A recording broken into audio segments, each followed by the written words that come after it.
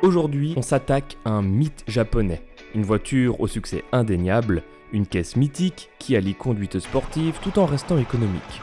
Sortie en 1998, nous vous présentons la MX-5 NB.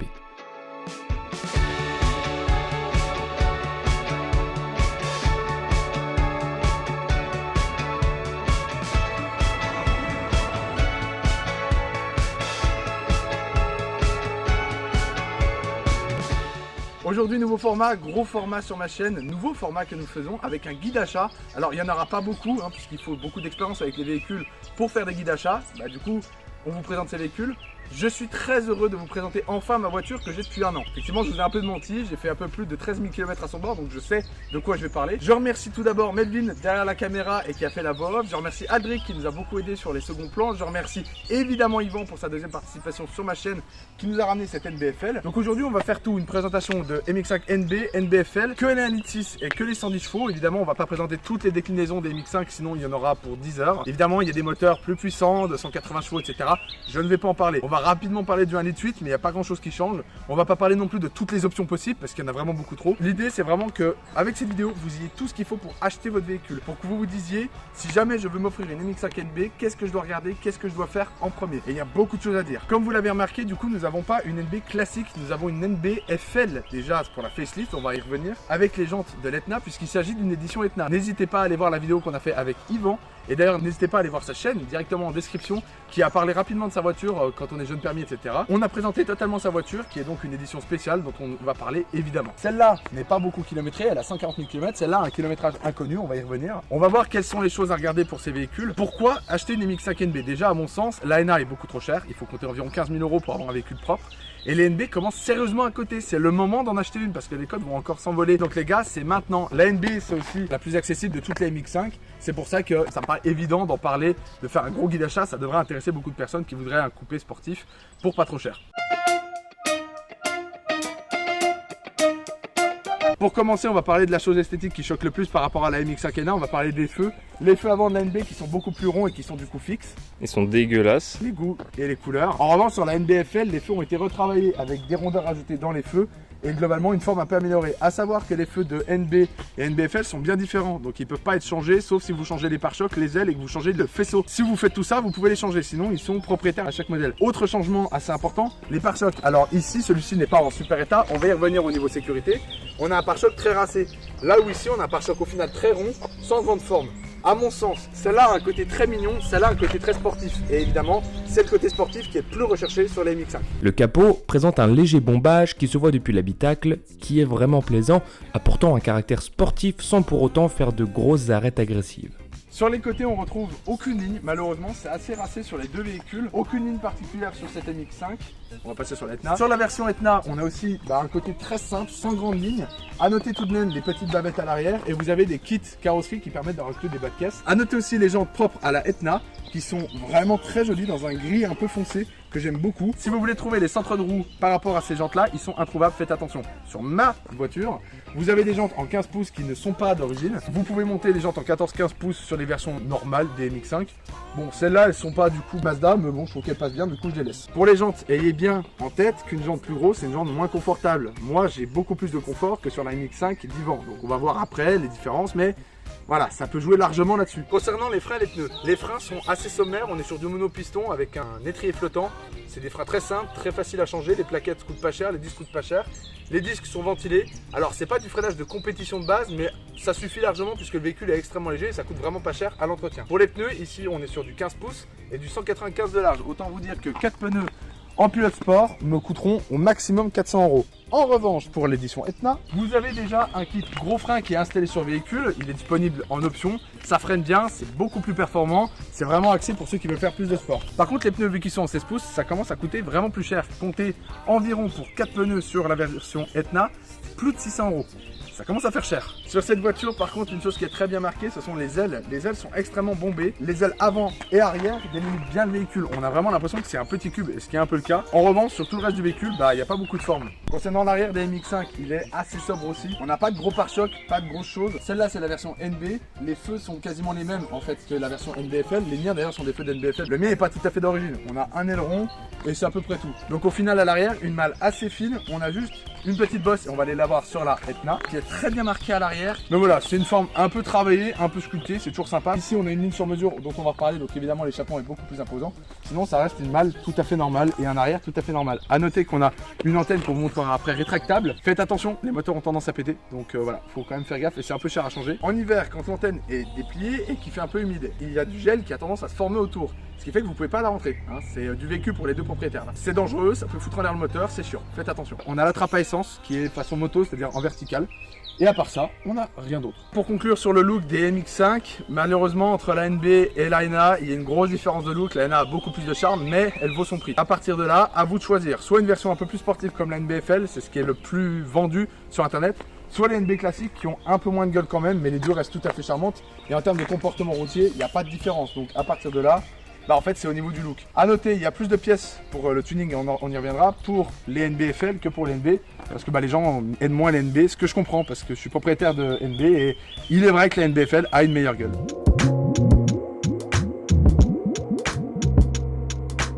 La MX5 NB à l'intérieur, ça reste une voiture super bien construite. On retrouve des plastiques durs un peu partout, le véhicule était pas cher, mais c'est vraiment de très bonne qualité. Attention, évidemment, ça se met à couiner, ça se met un peu à se barrer, vous voyez, là tout n'est pas impeccable au niveau des alignements, quand les véhicules ont plus de 25 ans, ça devient compliqué. Mais on a un intérieur très cool. À noter, mon volant n'est pas celui d'origine. J'avais un volant 4 branches dont vous avez une photo à l'image qui était dégueulasse. Je l'ai changé, ça se fait super simplement et pour en France 150 €, vous trouvez un nouveau volant. Vous allez voir, il y a d'autres astuces pour avoir des volants moins chers. Vous retrouvez des autoradios qui sont ma foi assez simples, il vaut mieux les changer et ça se modifie très bien. Pour les compteurs, nous avons une jauge à essence, le compte tour, gradué jusqu'à 8000, la voiture prend 7200 tours. La pression d'huile, on a le compteur de vitesse et la jauge de température. C'est simple, c'est efficace. En bas, ici, vous avez le kilométrage de votre véhicule. Le volant, le voici. Vous avez certaines versions en Ardine Torino, comme on dit, avec un petit sigle ici, voire les sigles ici. Vous les trouvez en bois, en plusieurs matières. Moi, j'ai du cuir surpiqué. Par rapport au commodo, les feux ici, des commodos qui sont simples, vraiment efficaces et qui sont très agréables à utiliser, qui sont très solides. Et ici, vous avez tout ce qui est la vitre, etc. Ceci n'est pas d'origine. Ici, normalement, vous avez des réglages des rétroviseurs électriques. Au centre, vous avez une console avec l'horloge. Ici, vous avez de quoi mettre un autoradio. J'en ai un, mais je l'ai enlevé parce que ça sert à rien. Ici, vous avez pour jauger la température de la ventilation. Ici, normalement, vous avez les sièges chauffants. On va y revenir. Ici, vous avez la vitre arrière chauffante. Ici, vous avez la direction de l'aération. Ici, la puissance. Ici, savoir si vous mettez en recycleur ou si vous sortez. Vous avez les feux de brouillard qui sont en option sur cette voiture, le réglage des feux et l'allume-cigare. Pour la console centrale sur la NB première génération, vous avez ici un cendrier qui est vraiment pas cool parce qu'il sert à rien vu qu'on peut plus fumer en voiture et de toute façon, je ne fume pas. Vous avez ici les boutons pour les lève-vitres et vous avez ici un rangement. À noter que vous avez l'ouverture du coffre ici, l'ouverture de la trappe à carburant ici et vous avez ici de la mousse, mais ça c'est pas d'origine, c'est l'ancien propriétaire qui l'a mis. Concernant les sièges, ici on est sur des sièges en tissu, on va voir tout de suite qu'il y a des sièges en cuir. Les sièges en tissu sont très confortables, par contre ils maintiennent pas super bien. En revanche, ils sont très simples d'entretien puisqu'il n'y a pas de cuir à faire. Allons maintenant dans la NBFL. Tout d'abord sur cette voiture, on a en option la fermeture centralisée à distance qui est relativement pratique, que ce soit pour les portes ou alors le coffre. Vous avez un petit bouton là et la malle s'ouvre, donc c'est vraiment pratique. On a les fonds de compteur blancs, donc avec la même configuration, essence, compte-tour, pression d'huile, vitesse et température. On retrouve des petits rappels rouges, même si là c'est un petit peu délavé dû à l'âge de la voiture. Sur le frein à main, le levier de vitesse et le volant, tout est d'origine. On a également un autoradio de série avec cette voiture qui est particulier parce qu'on peut le retrouver aussi avec un lecteur cassette, donc c'est des autoradios qui sont plutôt compliqués à trouver mais qui sont franchement très sympas. On a également les sièges cuir, donc ça c'est vraiment la grosse différence sur cette version par rapport à la NA classique. Semi-baquets qui sont plutôt confortables mais qui maintiennent surtout très bien, c'est ça qu'on cherche. On a des rappels de la version Etna et des sièges dans la porte, donc on peut le retrouver ici et ici.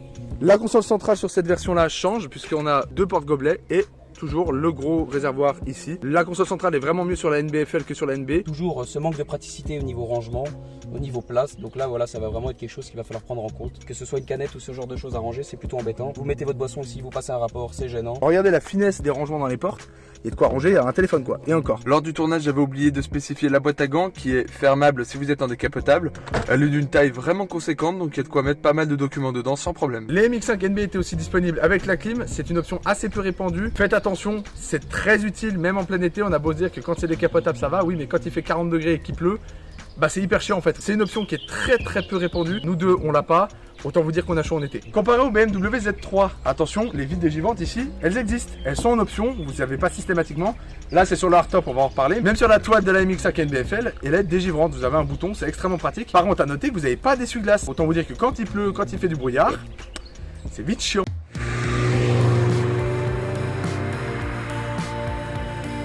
Maintenant qu'on a présenté rapidement le look extérieur, je vais vous parler du poids parce que c'est l'argument principal de ce véhicule. 1035 kg, c'est ce que pèse une MX-5 NB. C'est assez léger, beaucoup plus lourd quand même, on gagne quasiment 100 kg par rapport à la NA, mais beaucoup plus léger qu'une NC. Le poids en plus est parfaitement réparti, 50% à l'avant, 50% à l'arrière, c'est-à-dire que l'essieu avant porte 50% du poids et le reste sur l'essieu arrière. La galette a été fabriquée et conçue pour qu'elle fasse pile le poids exact pour que ce soit 50-50. On va le voir pendant le test routier, mais du coup ça tient foutrement bien le pavé l'engin, et même quand ça part des fesses parce que c'est propulsion, bah c'est hyper simple parce que ça se rattrape tout seul. Et alors c'est aberrant parce que attention, ce véhicule est tout petit, c'est-à-dire qu'on est sur 4 mètres de long maximum.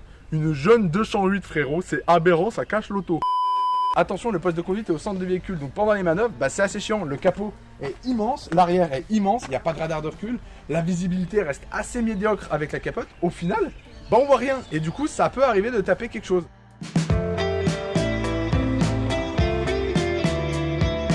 Bien, maintenant parlons du moteur de cette MX-5 parce qu'il est un peu particulier. Ici vous avez la NB et vous avez la NBFL, vous voyez, avec la barre anti-rapprochement d'origine grâce à la série Etna. Ici sur ces deux moteurs nous sommes sur le 1,6 litre de 110 chevaux. Alors c'est un moteur qui est assez pétillant, atmosphérique, ce qui fait qu'il me prend 7200 tours au rupteur, ce qui est très sympa et il s'y emmène plutôt bien. Bon attention, ça reste assez faiblard, on est à moins de 140 Nm de couple. Mécanisme en double Brabham, ce qui donne un comportement très vif au moteur au-dessus de 4500 tours minute et en dessous de 4500 tours c'est assez simple à conduire, vraiment c'est un véhicule extrêmement plaisant. Alors le moteur est somme toute assez énorme, il fait la taille quasiment d'un LS Chevrolet, donc en termes de bricolage vous êtes vraiment large. Attention, vous avez plusieurs options qui sont disponibles. Ici vous avez le bloc ABS qui est présent ici, alors sur ma voiture vous ne l'avez pas. Sinon c'est des blocs très fiables, vraiment on a des blocs aux États-Unis qui atteignent les 600 ou 700 000 km. En Europe on est plutôt autour de 400 000 km. Le 0 à 100 est abattu en 9 secondes 5, c'est en dessous de 10 secondes, ce qui reste assez dynamique. Bon, il y a le côté atmosphérique du véhicule qui rend le on-off assez marrant. Maintenant, c'est pas de la performance. On peut pas parler de voiture radicale ou sportive, ça reste des petites sportives. Ces moteurs, ce sont pas les seuls disponibles sur la NB puisque la NB a inauguré le moteur 1,8 litre 140 chevaux. Alors attention, il consomme plus, il est moins fiable. Par contre, il est vraiment mieux pour les préparations turbo puisque vous pouvez choper facilement plus de 200 chevaux et vous pouvez aussi mettre un compresseur. Je le répète, ça reste des moteurs moins fiables et beaucoup plus gourmands. Donc pour quelqu'un qui veut l'utiliser en daily, le 1,6 litre sera beaucoup mieux et la différence de performance n'est pas énorme. On gagne une seconde au 0 à 100, ce qui n'est pas quelque chose de fondamentalement énorme. C'est le sujet qui intéresse beaucoup de monde et à raison. Pour être franc, ça consomme. Il ne faut pas oublier l'âge du véhicule et qu'à l'époque, les voitures essence à vocation sportive consommaient. Le plus bas que j'ai réussi à faire était 6 litres 2 au 100, ce qui était un exploit que j'ai réalisé en roulant vraiment extrêmement doucement. En moyenne, nous sommes plutôt autour de 8 litres au 100. Et si on décide de s'amuser là, les 10 litres au 100 seront aisément passés. Le réservoir fait 50 litres, donc on peut espérer faire plus de 600 bornes si on est un peu sage. Et évidemment, mieux vaut mettre du 98 dans ces vieux moteurs. A noter aussi que ces véhicules ne surchauffent pas parce que vu la taille du ventilateur, vous inquiétez pas, ça a de quoi refroidir. La mise en température du véhicule est extrêmement rapide et c'est trop bien parce que vous n'avez pas besoin d'attendre 20 km avant que votre véhicule chauffe. On va parler de la courroie de distribution. Alors, c'est une courroie de distribution et non une chaîne sur ces moteurs-là. Alors, elle se change relativement souvent, mais on a un moteur non interférentiel, c'est-à-dire que la course des soupapes et des pistons ne se rencontrent jamais. Donc en cas de casse de la courroie, votre moteur est toujours intact puisque tout simplement rien ne se rencontre. Toutes les pièces continuent leur course sans se rencontrer. C'est extrêmement pratique pour la fiabilité du véhicule. Donc on a des gens qui attendent 9 ans, 10 ans pour changer la courroie. Je ne dis pas que je vais le faire, même si en ce moment elle a au moins 7 ans et que ça commence à faire beaucoup. Mais votre courroie peut casser, mis à part une immobilisation du véhicule, vous ne risquez rien. Donc pour ceux qui ont le porte-monnaie assez serré, vous pouvez attendre puisque ça coûte au moins 750 € à faire changer, ce qui est un peu plus coûteux qu'une courroie normale. À savoir que la courroie de distribution peut se faire toute seule sans problème. Yvan par exemple l'a fait avec son père. Ça se fait avec beaucoup de temps, avec beaucoup de minutie. Mais comme je l'ai dit, si vous ratez le calage de votre courroie, votre moteur aura des ratés, il démarrera pas, mais il se cassera pas. Donc vous pouvez essayer. Attention quand même, ça reste une opération relativement chiante à faire. Il faut bien se renseigner si un garage pas trop loin de chez vous peut s'en occuper. Je cherche encore. Chez Mazda, oubliez, c'est plus de 1000 €. Pour les vidanges, c'est vraiment facile à faire et très peu coûteux. Je suis absolument pas d'une famille de mécanos et pour autant la vidange et le changement de filtre à huile m'a pris 45 minutes et 25 € de matériel contre une centaine d'euros minimum en garage. Il en est de même pour les plaquettes qui m'ont coûté une trentaine d'euros pour des plaquettes qui sont aussi très faciles à changer. Le tout demande des outils simples, pas très chers à l'achat, un set de douilles, quelques clés plates, et vous pourrez faire pas mal de choses seul. Et avec un bon nombre de tutos YouTube, surtout si vous comprenez l'anglais, c'est une voiture parfaite pour s'initier à la mécanique qui est simple. Les max annoncés environ 195 km/h, certains ont pris plus de 200. Bon, ce moteur est couplé à une boîte de vitesse extrêmement connue, c'est une boîte de RX7. Alors sur les deux modèles, nous sommes sur des boîtes à 5 rapports, une boîte 6 rapports existe. Ça reste des boîtes de vitesse extrêmement bien étagées, c'est extrêmement court pour évidemment que le moteur prenne ses tours. C'est extrêmement plaisant et surtout, c'est incassable ce truc. Donc c'est un gros plaisir et ça coûte rien à changer, on en a pour un peu moins de 200 €, ce qui est relativement correct. Bien, maintenant on va parler du sujet principal, le prix de ces véhicules. Alors évidemment, il y a énormément d'éditions limitées. Leur coût varie, la 10e anniversaire est l'une des plus chères, on va être au-dessus de 10 000 € pour un véhicule qui a 130 000 bornes. Le mien comptait aujourd'hui entre 8 et 10 000 € pour un véhicule propre sans rouille et on va y revenir. Et pour une Etna, on va être plutôt entre 9 et 11 000 € selon le kilométrage. Je tiens à préciser quelque chose, aujourd'hui les prix flambent. Que la cote montante existe, je veux bien, mais là la cote est en train d'exploser. Dites-vous bien qu'aujourd'hui, malheureusement, en dessous de 7 500 €, trouver une voiture sans rouille, c'est extrêmement compliqué et honnêtement, c'est extrêmement cher. La rouille, ça coûte une fortune à réparer, on va y revenir. Je dirais qu'une NB environ 130 000 km bien entretenue comptait aujourd'hui entre 8 et 10 000 €. Au-dessus, ça fait vraiment cher. Bien, maintenant on va parler au point faible du véhicule. Faites particulièrement attention. On va parler du plus fâcheux, la rouille. Et la rouille, les deux en ont eu. Comme je l'ai dit, acheter un véhicule sans rouille autour de 8-10 000 €, c'est faisable. Mais selon moi, vous achetez une MX5, tôt ou tard vous mettrez de l'argent dans le traitement de la rouille. Et ça coûte très cher. On va regarder les points extrêmement importants à regarder. Vous avez les longerons du véhicule.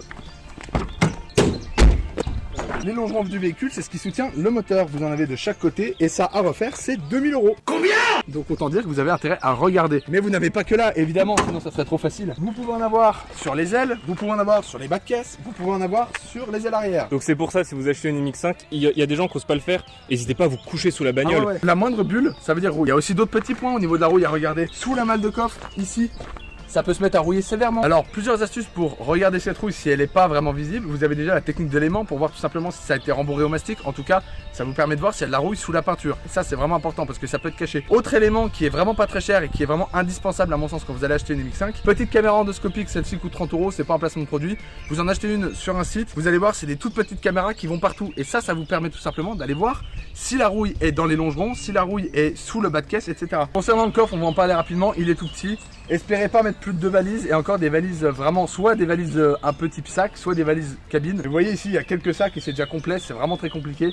C'est pas des coffres qui sont très pratiques pour des daily, donc si vous emmenez souvent des choses, comptez pas sur les MX5, ça ne sert à rien. Et si vous avez le budget, les valises spécifiquement faites pour rentrer parfaitement dans le coffre et des magnifiques porte-bagages qui sont vraiment beaux. Et enfin, les joints, vous devez les entretenir. Les joints de porte, les joints pour le toit, les joints pour absolument tout, vous devez les entretenir au moins une fois par an, histoire d'éviter qu'ils se déchirent. Et ça coûte extrêmement cher. Un joint de contour de porte peut vous coûter facilement plus de 100 €. Concernant les autres points faibles, vous en avez plusieurs. Le capteur PMH à surveiller. Vous avez le joint de cache-culbuteur. Ça, c'est pas très grave. Vous le voyez parce que votre joint de cache-culbuteur fuit et ça rend le moteur très gras. C'est un peu chiant, vous pouvez le changer, mais ça coûte une dizaine d'euros et vous pouvez le faire vous-même. Vous avez aussi donc l'étrier de frein arrière qui grippe. Alors ceux avant ça peut exister, mais l'arrière c'est le plus courant. L'étrier arrière c'est extrêmement chiant parce que ça vous paralyse le véhicule et c'est assez chiant à trouver d'occasion en bon état. Il se met tout simplement à rouiller, à s'oxyder et il ne fonctionne plus. C'est un peu chiant et moi je l'ai eu il n'y a pas très longtemps. Et vraiment c'est une galère à changer, c'est horrible. Et enfin dernière petite maladie, et vous allez voir sur ma MX5 elle là, les moteurs lève-vitre, elle a tendance à galérer.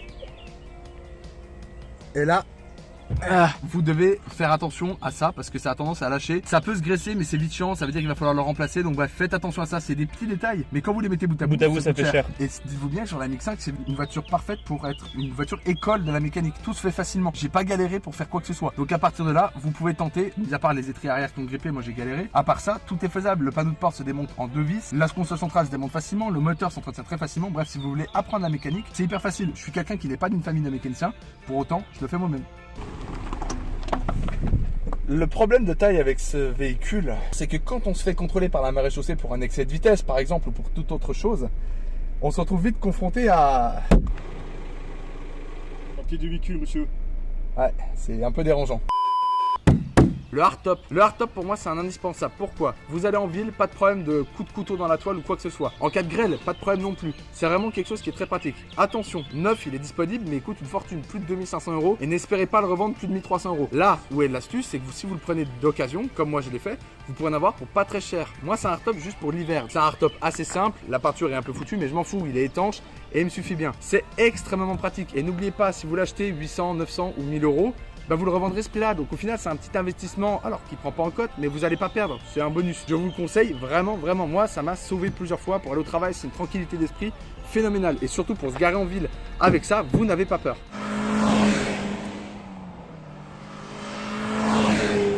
le stockage du véhicule pour éviter la rouille. Le pire du pire, laisser sa voiture pourrir dehors. Ça, c'est vraiment mortel pour ces véhicules-là. Vous avez plein d'évacuations d'eau qui peuvent se boucher avec toute la crasse qui s'accumule et la rouille apparaît très vite. Vous avez la solution de la bâche. La bâche, c'est bien, mais ça stocke l'humidité. Faites vraiment attention à ça aussi. Sur le long terme, je suis vraiment pas convaincu. Le top du top, le garage. Évidemment, le garage, c'est le mieux. Moi, c'est ce que j'ai fait, malgré que j'ai un hardtop, c'est pour préserver de la rouille. Le garage, c'est vite coûteux. Ça peut aller entre 60 et 120 euros par mois minimum. Mais l'avantage, c'est déjà que vous avez une place de parking constamment réservée pour vous et surtout que votre voiture ne connaît pas la pluie. Et ça, à la vente, demandez bien si la voiture a connu la pluie ou le garage. C'est vraiment important. Ça fait toute une différence sur l'entretien du véhicule. Et les assurances? La mienne a dormi tout le temps en garage. Et ensuite, quand je l'ai acheté, je l'ai gardé 1 mois et demi dehors. Elle s'est mise à rouiller parce que c'est de la vieille tôle et parce que ça se met à rouiller. Petite astuce pour les propriétaires de chats. Chez moi, il y a 3 chats. 3 chats, ça veut dire qu'ils peuvent faire vos griffes sur leur foutue toile, là, ces enfoirés. Alors, n'oubliez pas, faites attention à couvrir vos toiles parce que vraiment, les chats, ils se font un plaisir de s'allonger dessus. Ça fait péter les coutures, ça fait ses griffes sur la toile, donc ça la rend moins imperméable et ça la bousille. Et de toute façon, c'est nul parce que ça salit votre toile. Il y a tout qui va pas. Donc, faites vraiment attention si vous avez des chats. Bien, maintenant, il faut parler de la disponibilité des pièces détachées. Alors, en soi, c'est pas ce qui pose problème. C'est un véhicule qui était produit à pratiquement 400 000 exemplaires. C'est beaucoup, donc les pièces sont trouvables. Mais déjà en France, les propriétaires ont tendance à se toucher sur les prix. C'est-à-dire que les prix sont horriblement chers. Je prends mon volant. En vente en France, il est autour de 150 euros. Petite astuce, les Anglaises sont beaucoup moins chères sur les prix, même avec l'importation. Mon volant, vous pouvez le trouver entre 30 et 40 balles et vous l'avez en état clinique. Pareil pour les pièces détachées. Attention aussi, les feux arrière, ça coûte quand même plus de 120 euros pour des feux propres. Et tout ce qui est pièces de carrosserie, c'est vite chiant à trouver. Le pare-choc arrière, c'est chiant à trouver. Le mien a été embouti et je suis toujours à la recherche d'un pare-choc qui n'est pas à 500 balles à vendre. Et ici, vous avez une voiture qui a été cabossée, on va y revenir. Pareil, le pare-choc avant, impossible à trouver. Faites vraiment attention à ça. Une voiture qui a des pièces de carrosserie abîmées, c'est une voiture qui va être très chiante à restaurer, sauf si vous avez des compétences en carrosserie, évidemment. Bien, maintenant on va parler du tuning, parce que ces voitures sont connues du tuning game. Déjà d'occasion, faites attention, une voiture vraiment modifiée, ça passe pas de contrôle. Et surtout, ça veut dire qu'elle a ramassé sa boîte solide. Faut quand même faire gaffe. Le tuning existe, mais à donf sur ces voitures. Vous avez des pièces partout, pour tout, absolument tout. Vous avez des kits carrosserie, vous avez des kits suspension. Tout est faisable et assez facilement. Vous avez des montages turbo, vous avez des combinés filetés, vous avez des jantes en pagaille, vous avez des décorations d'intérieur, vous avez tout qui existe. Vous pouvez vous faire plaisir, même trouver une MX-5 qui a déjà fait à votre goût tellement tout a été fait sur la MX-5. Bref, faites-vous plaisir si vous voulez modifier cette voiture, ça se fait sans aucun problème. Et quitte à parler de tuning, autant parler du son. Ce 4 cylindres, il sait chanter, mais d'origine, ça donne ça. Je sais pas vous, mais j'entends rien du tout. Ça s'étouffe, hein. Et par contre, quand vous mettez un peu de budget dans une petite ligne d'échappement qui chante bien, ça donne ça.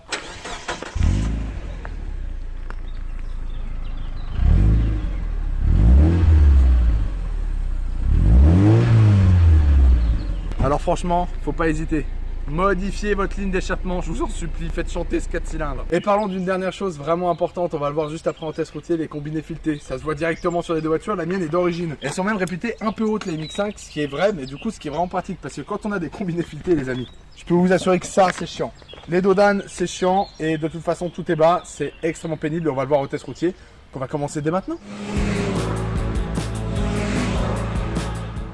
On est parti pour le test routier de cette MX-5 NB.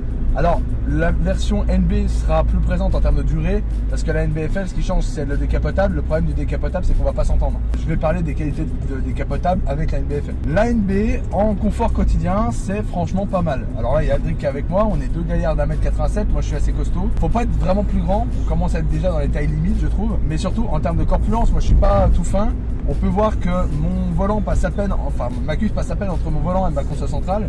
Et moi de façon générale, je suis assez engoncé. Ça va, ça passe, mais il faut quand même faire gaffe. Et pour les personnes trop petites, en revanche, faites attention aussi. Les sièges sont réglables qu'en distance et au niveau du dossier, mais pas en hauteur. Et ça, c'est vraiment très chiant.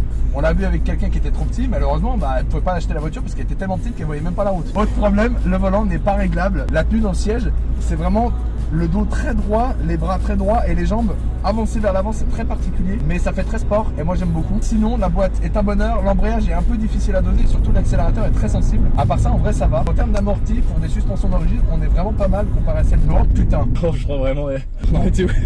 L'accélérateur est vraiment sensible par contre, donc ça se prend en main. L'embrayage reste un peu particulier aussi, ça se prend en main comme véhicule.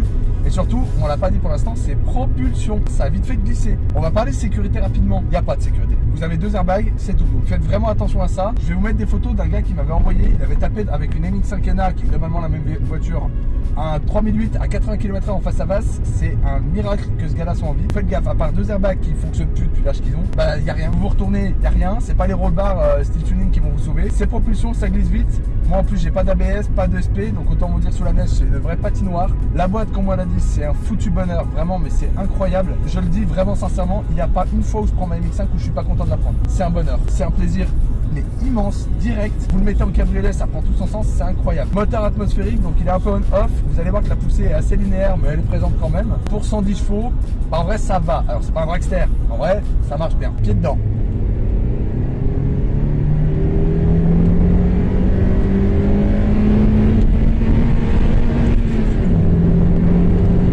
C'est un kiff monstrueux. Le moteur s'entend vraiment beaucoup et ça s'entend. Il gueule beaucoup et pourtant j'ai la ligne d'origine et je peux vous garantir que ça chante vraiment beaucoup de l'avant, ça reste très confortable. On est sur quelque chose avec des suspensions d'origine, c'est pas un canapé hein, mais pour une petite coupée sport comme celle-là, c'est un kiff absolu. Niveau confort, en vrai ça se fait bien. J'ai fait 9 heures de route pour la ramener, bah écoutez franchement aucun problème. C'est tout petit comme véhicule, c'est-à-dire que ça m'est arrivé pas mal de fois où vous la garez. Pour peu qu'un 3008 se mette à côté de vous, vous la perdez, vous savez plus où vous êtes. Mon record c'est 48 minutes de recherche d'un véhicule à la Toison d'Or de Dijon. Même une Fiat 500 c'est plus grand. Moi j'ai eu en daily le 2008 que j'ai présenté sur ma chaîne et je suis passé ensuite à ça. Autant vous dire que les premiers Dodan j'ai complètement explosé les sous-bassements. Il a fallu que j'en fasse tout parce qu'évidemment ça se met à rouiller super vite. C'est aussi une voiture assez large et ça les gens le sous-estiment. Ok c'est pas très long mais ça fait quasiment 2 mètres de large quand même. Une chose que j'aimerais notifier, là je suis à 50 km/h, je suis en 5e. Ça se fait parfaitement, c'est-à-dire qu'il y a des trajets, j'ai l'impression d'être en boîte automatique, je ne rétrograde jamais. La 5e fait très bien du 50 à 80 sans aucun problème. Et enfin, pour terminer, on va parler évidemment du châssis, c'est un argument fort de ce véhicule. On a de la double triangulation à l'avant et à l'arrière, ce qui fait que les suspensions sont ultra saines. La direction, ça répond tout de suite au doigt. Elle est assez douce parce qu'il y a une direction assistée, donc c'est vraiment cool. Et vraiment, le châssis est incroyable pour le prix. Le rapport prix-qualité châssis est fou. On l'a déjà vu, pour la faire partir sur du sec, il faut y aller, mais alors comme un sagouin, parce que ça part pas. Vous avez vraiment un châssis qui est drôle, pas sportif. Attention, ça reste assez mou en termes de suspension. Il y a du roulis légèrement quand même. C'est pour ça que les combinés filetés, c'est vachement mieux. Mais franchement, c'est un combo confort-performance qui est incroyable. Franchement, si vous n'avez pas besoin de plus de 2 places, mais foncez. Qu'est-ce qui vous retient? En assurance, c'est moins cher qu'une Clio. En entretien, c'est moins cher qu'une Clio. En entretien, ça se fait parfaitement. J'insiste, en termes de performance, les chevaux et la performance, le 0 à 100 sur le papier, ça ne veut pas dire ne pas prendre de plaisir. Là, on est sur du 9 secondes 5. La Corolla de ma mère fait du 7 secondes 9 au 0 à 100. Évidemment que la Corolla est 1000 fois plus performante qu'une MX5 en 0 à 100. Mais alors, en termes de plaisir pur, vous n'avez rien d'aussi cool. Et je suis à 50. Mais il se passe un truc, c'est cool. C'est pas une performance de dingue, mais c'est cool. N'oubliez pas de prendre du plaisir avec vos voitures.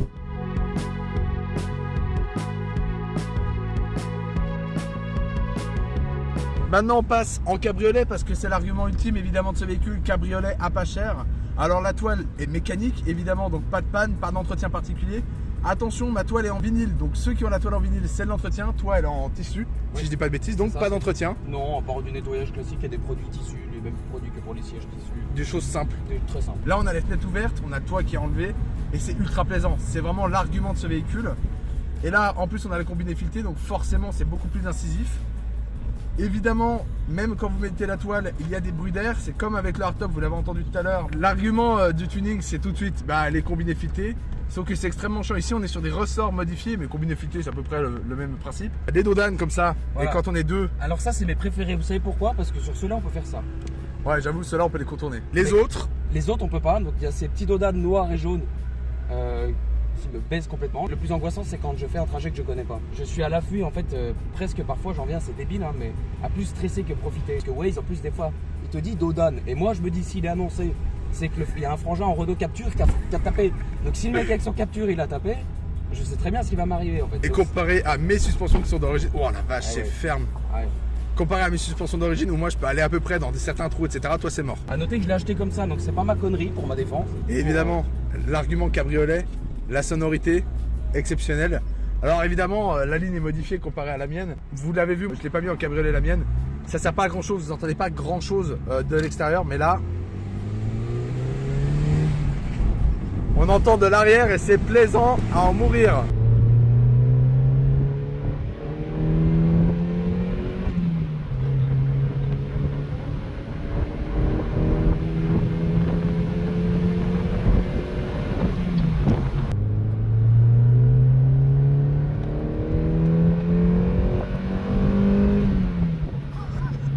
Autre, par contre, gros argument des ressorts que t'as, c'est que c'est hyper incisif. Alors là, on va le voir dans le rond-point sans faire de folie. Hein. Oh là là, le kiff. Il n'y a aucun roulis. Ça tient le pavé, mais c'est impressionnant. Voilà. Les sièges en cuir tiennent vraiment mieux en termes de maintien, mais je les trouve quand même à peine moins confortables. Attention, ils restent quand même très confortables. Hein. Ça reste des bons sièges. Achetez-en une. Oui, la communauté, moi j'adore. Ouais, c'est incroyable. Ça fait des V en permanence. Vous avez le moindre problème, vous écrivez sur les forums, paf, les mecs qui vous répondent, c'est génial. J'aime bien faire des démarrages de grand-mère juste pour entendre mon... Ouais, je suis d'accord. Donc vous voyez la différence en cab. Après voilà, ça se vit plus que ça se montre. Place à la conclusion. On est parti pour le test routier d'une voiture que Monsieur Melvin adore tant. On va la laisser chauffer tranquillement. Oh, la sonorité déjà. Prenez mon argent, merci d'avoir créé les voitures. Ah, Je vais vous remettre, attendez. J'ai les larmes aux yeux.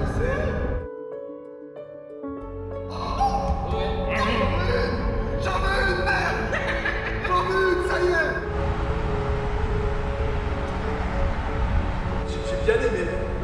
J'ai bien aimé. You know what? I love this car. I really do.